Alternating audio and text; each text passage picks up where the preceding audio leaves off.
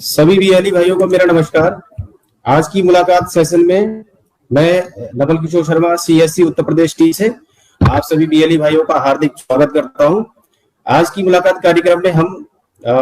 आधार से संबंधित जो हमारे बीएलई भाइयों के थ्रू आधार यूसीएल आधार संशोधन डेमोग्राफिक अपडेट का कार्य हम लोग करते हैं सीएससी के माध्यम से, तो उस पर विस्तार से चर्चा करेंगे कि किस तरह से हम लोग आधार यूसीएल पे काम करते हैं और आधार यूसीएल पे काम करते समय हमें किन किन सावधानियों का विशेषतः ध्यान रखना होता है। क्योंकि आधार एक ऐसा इकोसिस्टम है जिसमें कि हम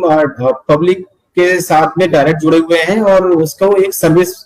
एक ऐसी सर्विस जो कि कुछ एक ही पॉइंट्स पे मिल पाती है रेजिडेंट को। और आधार चूंकि आज की डेट में इतना एक इम्पोर्टेंट डॉक्यूमेंट बन चुका है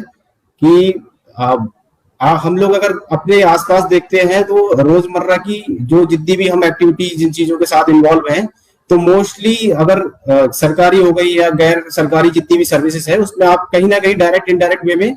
पाएंगे कि आधार की जरूरत हमको आए दिन पड़ती है। तो हमारे बीएलई भाई जो कि आधार यूसीएल के माध्यम से आधार डेमोग्राफिक अपडेट का कार्य करते हैं, तो उनको ये जानना समझना बहुत जरूरी है कि जब आधार पे आप आधार संशोधन का कार्य कर रहे हैं तो उस दौरान किन किन जो सावधानियों का विशेषता उनको ध्यान रखना है, जिससे कि चाहे वो कस्टमर के साथ व्यवहार वाली बात हो या फिर जो आप टेक्निकल वर्क कर रहे हो, तो उस दौरान कौन कौन सी सावधानियों का विशेषता ध्यान रखना है, जिसकी वजह से आपका जो सेंटर है और जो कस्टमर्स आपके यहाँ रेजिडेंट काम कराने आ रहे हैं उनके बीच में आपका समन्वय अच्छा रहे और आप लॉन्ग लास्टिंग लंबे समय तक काम कर पाए। तो हम लोग शुरुआत करते हैं इस सेशन की, और इसमें सबसे पहले हम बात उसी चीज से करेंगे कि जो हम काम कर रहे हैं, हमारे यूसीएल पे जो बीएलई भाई काम करते हैं, तो उसमें सबसे पहले व्यवहार वाली बात आती है कि व्यवहार जो हमारा है किस तरह का होना चाहिए रेजिडेंट के साथ में। Communication and managing at the resident, जो आप लोग काम कर रहे हैं तो उस समय रेजिडेंट के साथ में कम्युनिकेशन आपका इस तरह का होना चाहिए कि किसी भी तरह का उसमें कोई भी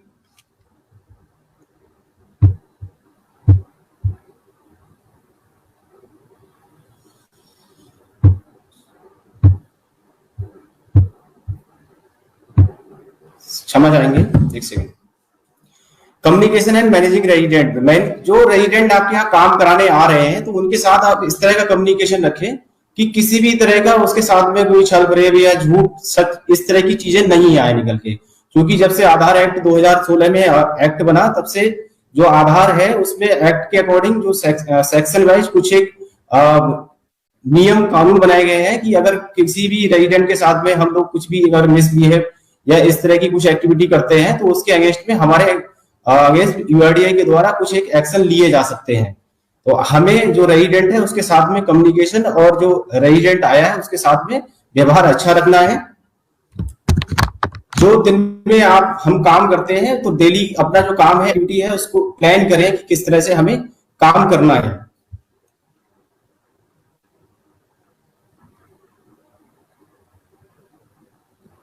हमें अपने सेंटर पे प्रतिदिन काम करना है।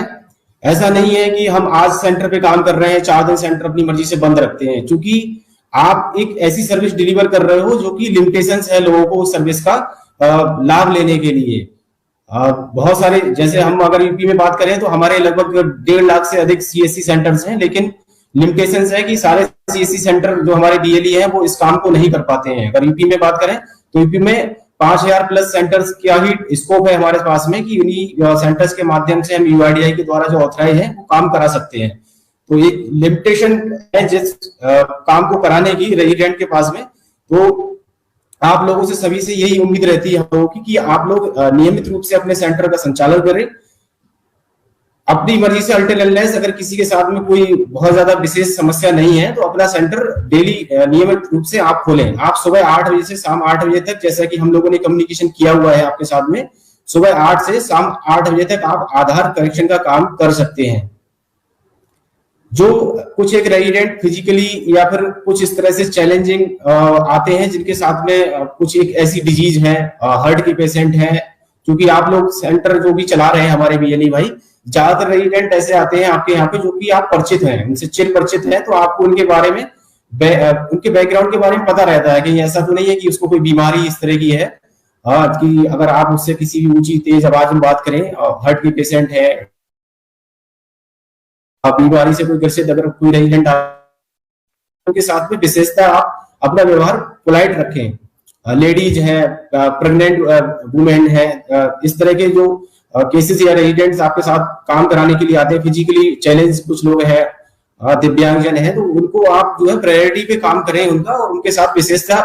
जो व्यवहार है बहुत ज्यादा पोलाइट रखें अपना, स्ट्रेट फॉरवर्ड उनको आंसर या स्ट्रेट फॉरवर्ड कोई भी अगर चीजें आपको समझ में नहीं आ रही है, उनको समझ में नहीं आ रही है, तो कम्युनिकेशन के साथ में बहुत ज्यादा स्ट्रिक्ट व्यवहार ना रखें। जो एनरोलमेंट फॉर्म आप रेजिडेंट से कई बार रेजिडेंट इतने पढ़े लिखे नहीं है, तो वो रेजिडेंट एनरोलमेंट फॉर्म अपने आप से नहीं भर पाते हैं, तो उनकी मदद कर सकते हैं आप रेजिडेंट का कि आप इस तरह से इस प्रकार अपना फॉर्म भर लीजिए, ना कि सीधे सीधे कि आप जैसे जाओ जहां करा के लाओ, किसी से भी करा लाओ, हमें कुछ नहीं पता है, तो आप उनकी हेल्प कर सकते हैं। ये रेजिडेंट को जो एनरोलमेंट फॉर्म है वो खुद से ही भरना होता है, और उसकी जानकारी जो उसे खुद से पता है तो वो खुद भरेगा उसको। इन केस अगर वो इलिटरेट है, पढ़े लिखे नहीं है, तो आप हेल्प कर सकते हैं वहां पे।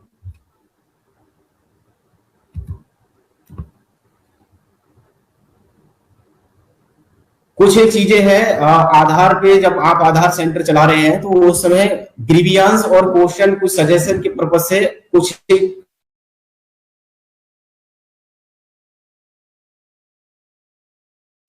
कुछ एक मेल आईडीज हैं, तो वो मेल आईडी आप अपने सेंटर पे जरूर रखें लगा के। हम लोग आईसी मटेरियल की बात करते हैं, तो आप लोगों से ब्रांडिंग की जो बात होती है, तो एक ये उसका पार्ट है कि आपके सेंटर पे प्रॉपर ब्रांडिंग तो हो ही। आधार सेवा केंद्र जो आप आधार संशोधन केंद्र चला रहे हैं, तो आधार संशोधन केंद्र एक तो आपका पहले बेस सीएससी है, तो सीएससी से संबंधित ब्रांडिंग, सीएससी का लोगो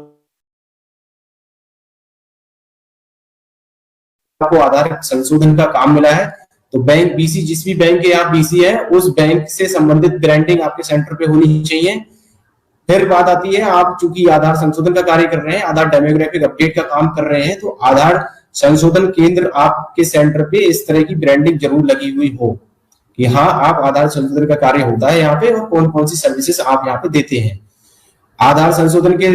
दौरान आपको कौन सी चीजें नहीं करनी चाहिए, डूज डोंट डूज, इस तरह की जो गाइडलाइंस है वो पूरी आपके सेंटर पे लगी हो, आपके सेंटर पे रेट लिस्ट लगी हुई हो। आप अपने जो कस्टमर्स आते हैं, उन कस्टमर्स की एंट्री के लिए उन्होंने क्या काम किया, आपने कितना उनसे चार्जेस लिया किसी भी सर्विस का, तो वो एक रजिस्टर, कस्टमर रजिस्टर आप अपने सेंटर पे जरूर बना के रखें। रेजिडेंट जो भी आपके यहाँ काम कराने आते हैं, और उनको अच्छे से समझा के भेजें कि जो आधार जनरेशन का प्रोसेस है, मैक्सिमम टाइम लिमिट जो है वो 90 डेज का टाइम पीरियड होता है, तो उस टाइम पीरियड से पहले जो है रेजिडेंट अपने घर पे बैठ के 1947 जो हेल्पलाइन नंबर है उस पे अगर वो अपना एनरोलमेंट नंबर बताएंगे, तो वहां से भी वो जानकारी ले सकते हैं कि जो उन्होंने आधार अपडेट का कार्य कराया था, तो उनका आधार जनरेट हुआ या नहीं हुआ है। क्योंकि कई बार होता क्या है कि जो रेजिडेंट सेंटर से आपके संशोधन कार्य करा के जाते हैं, तो वो बार बार या तो आपको कॉल करते हैं, या फिर आपके सेंटर पे आके, अगर वो आपके आसपास के रहने वाले हैं, तो आपके सेंटर पे पूछने आते हैं कि हमारा जो हमने काम कराया था वो अभी हुआ नहीं हुआ भैया। तो इन सब चीजों को, इस तरह के फुटफॉल को रोकने के लिए आप लोग 1947 जो रेजिडेंट जा रहे हैं उनको बता के भेजें, क्योंकि जो आप लोग रेजिडेंट को स्लिप देते हैं उसमें भी वो लिखा रहता है नीचे ये सारी चीजें, तो बता दें कि ये नंबर है, उस नंबर पे आप अपने आधार जो आपने करेक्शन कराया है, ईआईडी नंबर या कुछ बेसिक डिटेल वहां पे पूछी जाती है हेल्पलाइन नंबर पे, वो बताएंगे, तो उनके आधार से संबंधित जो जानकारी है जो लेना चाह रहे हैं उनको मिल जाएगी। जब उनका आधार जनरेट हो जाएगा तो प्रिंट कराने वो आपके यहाँ पे आ सकते हैं। इस तरह का कम्युनिकेशन, फेयर कम्युनिकेशन करते हुए रेजिडेंट को अपने यहाँ से, आप सेंटर से जब भी उनका काम करते हैं तो जरूर बताकर भेजिए। कुछ एक चीजें हैं, जैसे कि रेजिडेंट कोई भी काम कराने आता है, मान लीजिए उसने अपना नाम अपडेट कराया, अपने उसने एड्रेस अपडेट कराया, तो जनरली लोग जो है मोबाइल नंबर या ईमेल आईडी उनको अगर जब तक जरूरत नहीं है तो वो नहीं कराते हैं, ठीक है। पीओए वो लेके आया होगा जिससे संबंधित वो अपना अपडेशन कराने आया है, तो वो डॉक्यूमेंट लेके आया होगा। लेकिन अगर वो मोबाइल नंबर मेल आईडी के लिए आपसे नहीं भी कह रहा है लगाने के लिए, तो आप जो रेजिडेंट है उसको सजेस्ट करिए कि मोबाइल नंबर और मेल आईडी भी अपने आधार से वो लिंक करा लें, अपने आधार में मोबाइल मेल आईडी को अपडेट करा लें, क्योंकि mobile number mail ID update कराने का कोई एडिशनल डॉक्यूमेंट भी नहीं चाहिए होता है। आप रेजिडेंट को सजेस्ट करोगे तो वो इसको एग्री करेगा, और उसको इन फ्यूचर कभी जरूरत पड़ेगी तो दोबारा से करेक्शन या फिर दोबारा से अपडेट कराने की जरूरत नहीं पड़ेगी। आप लोगों को भी एडिशनल कोई ज्यादा मेहनत या एफर्ट करने की जरूरत भी नहीं है। उस समय जब आप रेजिडेंट का फॉर्म भर रहे होते हैं तो उसको सजेस्ट करें कि अपना मोबाइल नंबर जो भी उनका एक्टिव मोबाइल नंबर है प्रेजेंट टाइम में, उसको वो अपडेट करा दें। साथ में रेजिडेंट जब आते हैं तो रेजिडेंट जो काम कराने आ रहा है, आप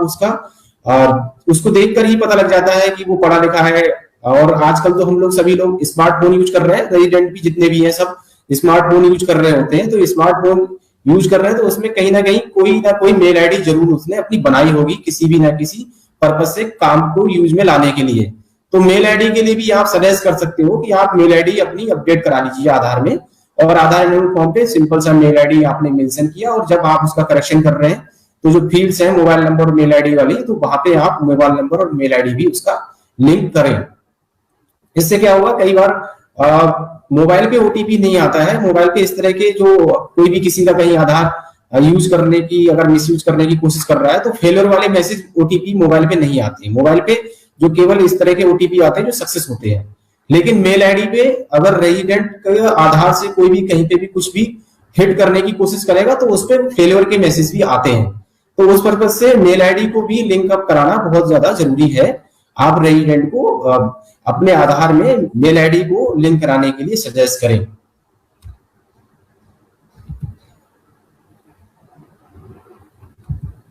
इसी प्रकार इसमें एक चीज और भी है यहाँ पे देखने वाली, जो जेंडर होते हैं, जेंडर वगैरह के लिए हम लोग कोई डॉक्यूमेंट उसमें नहीं लगता है। तो जेंडर जब आप लोग अननेसेसरी किसी का कोई जेंडर चेंज या इस तरह की एक्टिविटी करने की कोशिश ना करें। डॉक्यूमेंट से संबंधित ये सारी चीजें जो है व्यवहार में आती हैं कि आप जो रेजिडेंट आ रहा है तो उससे बेसिक सी क्या चीजें आप उसका काम जो अपडेशन कराने आ रहा है वो तो वो करोगे ही आप, लेकिन साथ में और चीजें आप उसके लिए फिर या अपना कस्टमर्स के साथ में अच्छा कम्युनिकेशन, अच्छी सर्विस को एड ऑन करने के लिए क्या क्या चीजें कर सकते हैं। ठीक है, यहाँ पे बताया गया है कि स्ट्रिक्टली अडेयर टू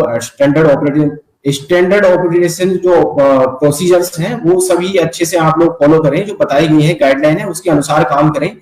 किसी भी रेजिडेंट का कोई भी किसी तरह का जो टेम्पर्ड एप्लीकेशन या डॉक्यूमेंट होता है उसको यूज ना करें। टेम्पर्ड का मतलब जो वो डॉक्यूमेंट लेके आया है उसके साथ में किसी भी तरह की कोई ओवर राइटिंग, व्हाइटनर या कटिंग, इस तरह का कोई भी चीज अगर वो लेके आया है डॉक्यूमेंट को तो हमें यूज नहीं करना है।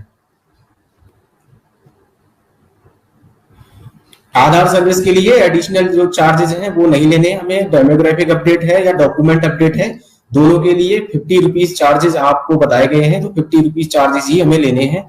प्रिंट के लिए भी आप लोग कलर फोटोकॉपी, जो फोटो पेपर होता है कलर कॉपी और लेमिनेट करके देते हैं, तो 30 रुपीज मैक्सिमम उसके लिए अलाउड है। तो आपको यही चार्जेस रेजिडेंट से लेने हैं, इसके अलावा ज्यादा चार्जेस नहीं लेने हैं।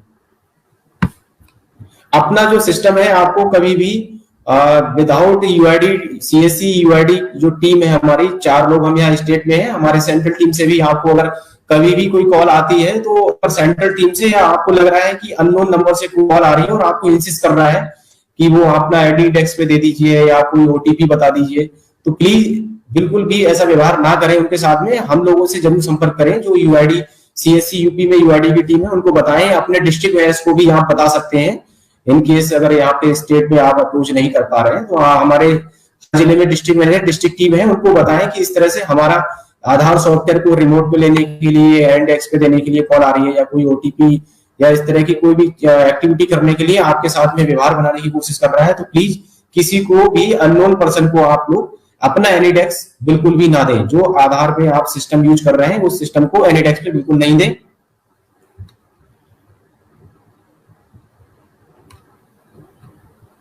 अगर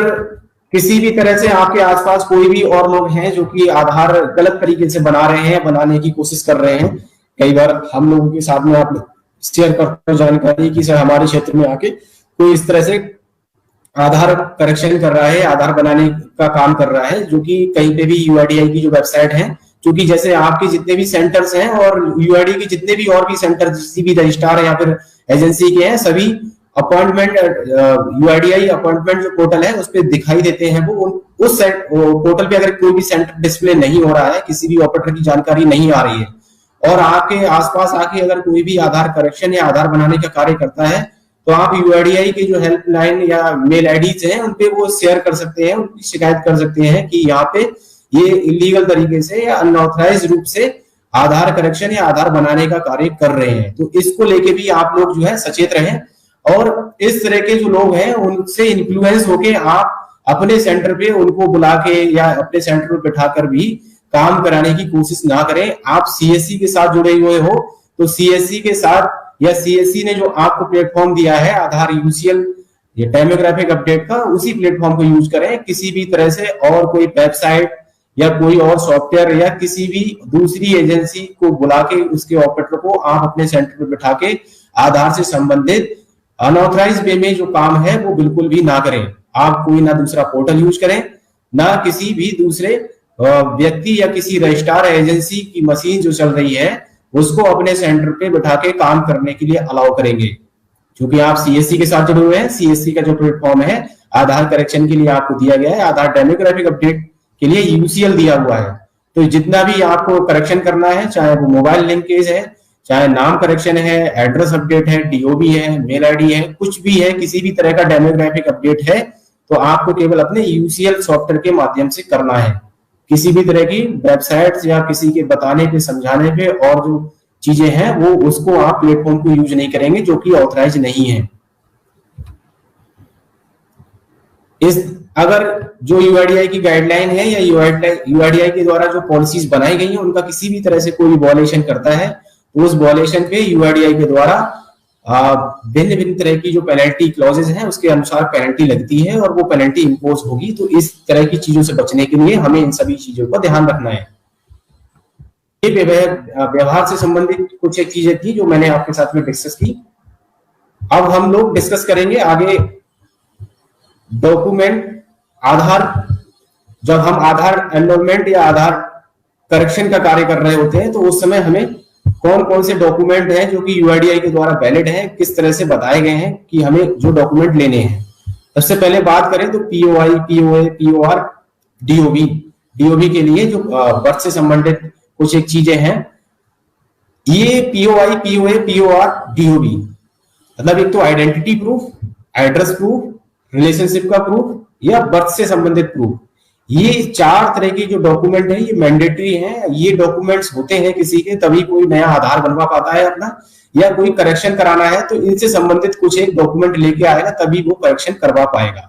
मान लीजिए पीओआई की बात करें तो किसी को अगर नाम चेंज कराना है, अपनी आइडेंटिटी से संबंधित कुछ भी चेंजेस कराने हैं तो उसको पीओआई लेके आना होगा। अपने एड्रेस में किसी भी तरह का कोई करेक्शन कराना है उसको तो उसे पीओए लेके आना होगा कोई भी।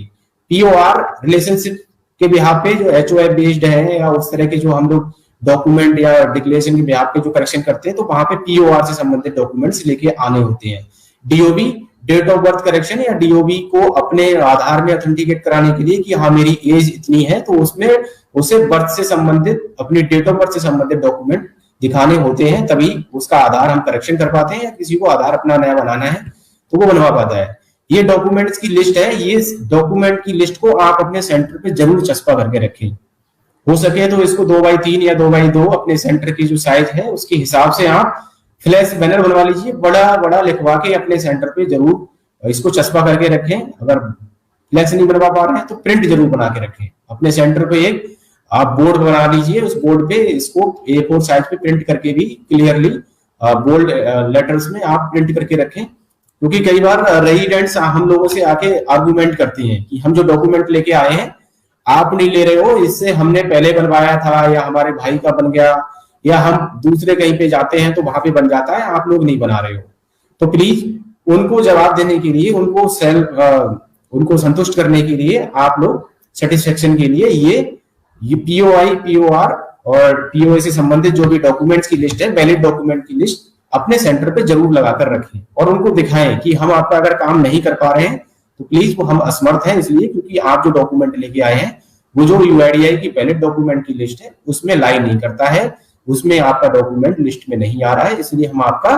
जो काम आप करेक्शन का कराने आए हैं, नाम का, पता का या फिर कुछ भी और डीओबी वगैरह कराने आया है तो वो नहीं कर पा रहे हैं हम लोग। इसलिए इस डॉक्यूमेंट की लिस्ट को अपने सेंटर पे जरूर लगा कर रखें। आप लगा कर रखोगे तो दिन में 2-4 बार आपके सामने से ये लिस्ट निकलेगी, तो आपको ये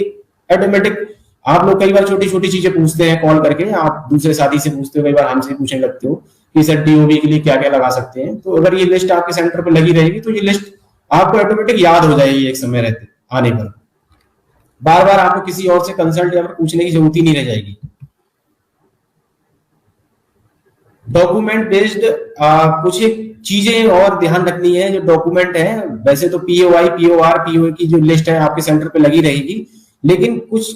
और डीपली जो चीजें हैं उन डॉक्यूमेंट्स में ध्यान रखने योग्य वो मोटी मोटी 2-3 चीजें हैं। आप लोग थोड़ा सा इसको याद रखेंगे कि एक तो डॉक्यूमेंट जो भी वो लेके आए रेजिडेंट, वो ओरिजिनल डॉक्यूमेंट ही लेकर आएगा, कलर कॉपी होगी, ओरिजिनल डॉक्यूमेंट होगा। ठीक है, आपको अगर कई बार ये भी रहता है कि वो डॉक्यूमेंट लेके आया ब्लैक एंड व्हाइट है, ठीक है, तो ब्लैक एंड व्हाइट भी जो डॉक्यूमेट रहते हैं, लेकिन अगर वो ओरिजिनल है तो उसकी ओरिजिनलिटी उस डॉक्यूमेंट में दिखती है। स्टैंप लगा के आया होगा तो स्टैंप तो एटलीस्ट जो इस तरह के साइन या स्टैंप हुए होंगे तो वो तो कलर ही उसमें दिख जाएगा कि वो जो है किस तरह का डॉक्यूमेंट है। फिजिकल चेक करके आप चेक कर पाओगे उसको कि वो ओरिजिनल है या वो कोई भी डुप्लीकेट उसका लेके आया है डॉक्यूमेंट का। ठीक है, तो प्लीज जो भी वो डॉक्यूमेंट लेके आएगा आप रेजिडेंट से हम लोग ओरिजिनल डॉक्यूमेंट की ही डिमांड करते हैं। हम किसी भी तरह की जीरोक्स या फोटोकॉपी यूज नहीं करते हैं। पीओआई, पीओबी जो भी डॉक्यूमेंट है उसमें रेजिडेंट का नाम जो है वो जरूरी है, रेजिडेंट के नाम से ही वो होने चाहिए। ऐसा नहीं है कि वो उसके फैमिली मेंबर का लेके आ गया और बोलेगा कि मेरा आधार सही कर दो। ठीक है, तो वो डॉक्यूमेंट जो लेके आएगा उसके नाम से ही वो डॉक्यूमेंट होने चाहिए। और जो वो डॉक्यूमेंट आते हैं, कुछ एक डॉक्यूमेंट ऐसे होते हैं जिनकी वैलिडिटी होती है, जैसे कि आप पासपोर्ट है, ड्राइविंग लाइसेंस है, तो इनकी वैलिडिटी है। या यूआईडीआई का स्टैंडर्ड फॉर्मेट भी हम आजकल यूज करते हैं, जो जिसमें कि एड्रेस अपडेट के लिए या कुछ भी और अपडेट कराना है, तो यूआईडीआई के स्टैंडर्ड फॉर्मेट को जो हम यूज कर रहे हैं तो उसकी भी एक वैलिडिटी है। उस पर ऊपर कॉर्नर टॉप में डेट का कॉलम रहता है। उस डेट में का पर्पज ये है कि जिस डेट में वो यूआईडीआई स्टैंडर्ड फॉर्मेट को जिसने भी कंसर्न ऑफिसर ने गजटेड ऑफिसर से करा के लाया है या फिर ग्राम प्रधान से या किसी से भी वो करा के लाया है, जो भी अथॉरिटी है जिसने की वो साइन या इशू किया है, तो वो जिस डेट में इशू किया है उससे 3 महीने के अंदर ही आप उस डॉक्यूमेंट को यूज कर सकते हैं। तो जो डॉक्यूमेंट जिनकी वैलिडिटी है, पासपोर्ट, ड्राइविंग लाइसेंस, इन सभी की वैलिडिटी होती है 15-20 साल जो भी है। टाइम पीरियड में उस पर लिखा रहता है, जो डॉक्यूमेंट है उस पर वैलिडिटी या एक्सपायरी, या फिर स्कूल में जो बच्चे पढ़ रहे होते हैं तो उनके आईडी कार्ड में भी सेशन वाइज वो जो भी डॉक्यूमेंट आईडी ग्रुप है उसका, तो उस पर सेशन लिखा रहता है। जैसे अभी सेशन चल रहा है जो 22-23 सेशन चल रहा है, तो उस पर सेशन लिखा रहेगा, ईयर सेशन लिखा होगा या वैलिड अप टू लिखा रहेगा उस पर, जो भी डेट रहेगी स्कूल के आईडी कार्ड की। तो आप लोग जो है इस चीज को देख लें कि जो वो डॉक्यूमेंट लेकर आया है वो वैलिडिटी उसकी एक्सपायर तो नहीं हो गई है। वो टाइम पीरियड उसका जो वैलिडिटी का है, अगर उसके अंदर ही बियॉन्ड द वैलिडिटी लेके आया है तभी आपको यूज करना है, अदरवाइज हम उसको यूज नहीं करेंगे। वाटर बिल है, टेलीफोन बिल है, इलेक्ट्रिसिटी बिल है, ये सभी 3 महीने पुराने ही हम यूज करते हैं। इससे ज्यादा पुराना है तो हम इसको यूज नहीं करेंगे। Rent agreement should be used before expiry date. एक तो रेंट एग्रीमेंट की अगर हम यहाँ पे बात करें तो रेंट एग्रीमेंट जो नॉर्मली हम लोग तहसील से या फिर नोटराइज वकील से जो बना के लोग लेके आते हैं, यूज करने की कोशिश करते हैं, यहाँ पे उसकी बात नहीं हो रही है। जो रेंट एग्रीमेंट है वो रजिस्ट्रार ऑफिस से जो रजिस्ट्री करते हैं, जिस तरह से रजिस्ट्रार ऑफिस है, तो रजिस्ट्रार ऑफिस से जो जारी किया हुआ रेंट एग्रीमेंट है उस एग्रीमेंट की बात यहाँ पे हो रही है। और वो भी जो है एक्सपायरी डेट से पहले का ही होना चाहिए। ऐसा नहीं है कि मुंबई में 4 साल पहले रह रहे थे और वहां पे कोई उन्होंने वो डॉक्यूमेंट बनवाया था और उसके बाद यहाँ पे आ गए और यहाँ पे अलग जगह रहने लगे हैं, लेकिन मुंबई वाले डॉक्यूमेंट को यूज कर रहे हैं जो एग्रीमेंट था उनका, तो वो एग्रीमेंट आप यूज नहीं कर सकते हैं। वो तो आप लोग जो इस तरह के एग्रीमेंट हैं जिनपे की एक वैलिडिटी या फिर टाइम पीरियड की बात होती है, तो उसमें टाइम पीरियड जरूर देख लें कि बियॉन्ड द वैलिडिटी वो होना चाहिए, एक्सपायर्ड जो है डॉक्यूमेंट नहीं हो। अब एचओएफ बेस्ड जो हम लोग अपडेट करते हैं, आप लोगों को हमने एक फॉर्मेट शेयर किया कि इन केस अगर कोई भी head of the family member है, कोई फादर है और वो अपने फैमिली में जो भी और मेंबर्स हैं, उनके बच्चे हैं, किसी का कराना चाह रहे हैं, तो वो एड्रेस अपडेट करा सकते हैं। ठीक है, तो एचओएफ बेस्ड जो आप लोग एड्रेस अपडेट करेंगे, वहां पे बात हो रही है एचओएफ मतलब हेड ऑफ द फैमिली, जो उस फैमिली का मेन हेड है उसका ही वो अपना डिक्लेरेशन दे सकता है डाउन लाइन जो उसके फैमिली में मेंबर्स हैं, कि अगर उसके आधार में जो एड्रेस है उनका एड्रेस भी वो कर किया जा सकता है, उनको फिर दूसरे किसी डॉक्यूमेंट की जरूरत नहीं है। ठीक है, तो यहाँ पे उसी सेम फैमिली के इमीडिएट जो भी उसका वो है हेड ऑफ द फैमिली, उसी का डॉक्यूमेंट या फिर उसी की डिक्लेरेशन के बिहाफ पे एड्रेस करेक्शन होता है, न कि ये कि दूसरे की फैमिली को कोई वेरीफाई कर देगा कि मैं इन्हें जानता हूं और मेरा एड्रेस ये है। हाँ, पीओआर से संबंधित यहाँ पर रिलेशनशिप डॉक्यूमेंट वहां पे वो शो करना होता है हेड ऑफ द फैमिली वाले केस में। ठीक है, नेम चेंज सभी बीएलई भाई को हमने पहले भी बताया हुआ है। नेम चेंज जो अगर बात करें हम करेक्शन करते हैं, नॉर्मली हम बात करते हैं यहाँ पे करेक्शन की, तो किसी के नाम में कोई माइनर करेक्शन है, स्पेलिंग मिस्टेक है या सरनेम वगैरह उसको ऐड कराना है, तो वहां पे करेक्शन की बात होती है। जहां पे चेंज अगर वर्ड आ गया तो वहां पे चेंज आइडेंटिटी, जैसे किसी का नाम है, फर्स्ट नेम की बात हो रही है, राम कुमार से किसी को श्याम कुमार कराना है, ठीक है, या राम कुमार से मोहन कुमार कराना है किसी को अपना नाम, तो यहाँ पे वो उसका नाम पूरा चेंज हो रहा है। दोनों अपने आप में एक अलग नाम है और दो नाम के इस तरह के लोग अलग अलग होते हैं। तो यहाँ नेम चेंज के लिए हम लोग रेजिडेंट को गजेट नोटिफिकेशन कराने के लिए बोलते हैं। गजेट नोटिफिकेशन के लिए उसको किसी भी जानकार वकील से मिलना होता है, ठीक है, और वो पीओआई और पुराना जो उसका कोई नाम रहा होगा उसके फोटोग्राफ से संबंधित पूरी एक प्रक्रिया, अलग एक पूरा प्रोसेस है उसका गजेट नोटिफिकेशन का, उसको फॉलो करते हुए गजेट नोटिफिकेशन करा के लेके आएगा और उस डॉक्यूमेंट को आपके पास आएगा लेके, तभी आप उसका नाम चेंज कर पाएंगे। बजट नोटिफिकेशन स्टेट या सेंट्रल गवर्नमेंट की, जो गवर्नमेंट है सरकार, वही कराती है उसको, कोई प्राइवेट आदमी या फिर लोकली कहीं से नहीं हो सकता। वो स्टेट या सेंट्रल जो गवर्नमेंट है उनके थ्रू जो बजट जारी होता है उसमें उन सभी जैसे जो भी कुछ कराना चाहते हैं नाम चेंज, उनके नाम वो पब्लिश होते हैं और वो बजट नोटिफिकेशन जब पब्लिश हो जाएगा तभी उस डॉक्यूमेंट को जारी किया जाएगा और उस डॉक्यूमेंट को यूज किया जाता है। यहाँ पे बजट नोटिफिकेशन का मतलब किसी भी कोई एफिडेविट या फिर कोई ऐसे डॉक्यूमेंट से नहीं है कि वो अपना किसी भी शपथ पत्र को बनवा के ले आएगा। ठीक है, तो इसमें बहुत ही कंफ्यूजन है। हम लोग आप लोगों को मेल पे भी इसको ये बारे में थोड़ा सा डिटेल में शेयर कर देंगे कि किस तरह के रेजिडेंट को कराना है गजेट नोटिफिकेशन। तो आप लोग नाम चेंज के लिए रेजिडेंट को गजेट नोटिफिकेशन के लिए सजेस्ट कीजिए। किसी भी तरह से आप लोग उसके एजुकेशनल सर्टिफिकेट या फिर भले ही वो ए ग्रेड के किसी भी ऑफिसर से करा के लेके आएगा तो नाम चेंज हम नहीं कर सकते। इस केस में, नाम चेंज वाले केस में केवल गजेट नोटिफिकेशन ही बताया गया है, उसको कराना होता है। ठीक है, दूसरी बात आती है कि जो बच्चे जिनके अगर एनरोलमेंट 0 से 5 ईयर एज ग्रुप के हैं और उनकी एज में और birth certificate issued by registration act, ये इसमें बताया गया है कि जो भी इस एज ग्रुप के जो बच्चे हैं वो अपना बर्थ सर्टिफिकेट के बिहाफ पे इसको करा सकते हैं। Change will not be continued as name change for fix और threshold to updates available to a resident.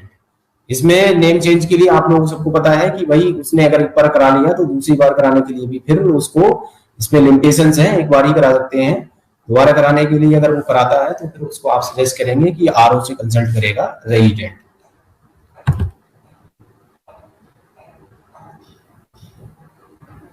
Minor changes अगर आपको कुछ करनी होती है तो यहाँ पे ये एग्जांपल्स दिए गए हैं। कुछ एक माइनर चेंजेस के लिए आप लोग एक्सेप्ट कर सकते हैं। जैसे विनय कुमार का आधार में नाम है, विनय कुमार पीओआई में है और उसमें कुछ एक मिस्टेक थी उनके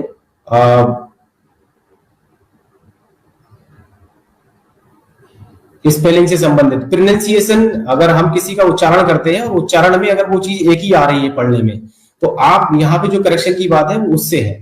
ठीक है, प्रोनाउंसिएशन अगर पूरा चेंज हो गया और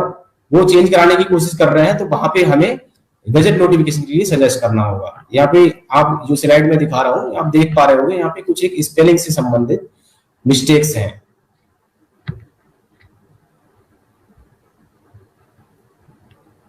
कई बार आपको ना सीक्वेंस गलत मिलेगा किसी के नाम का। जैसे इसमें जो थर्ड स्टेप है आप देख पा रहे हैं, यहाँ लिखा है नीति रविधरन, ठीक है, और वो जो डॉक्यूमेंट लेके आया उसमें लिखा था रविधरन नीति।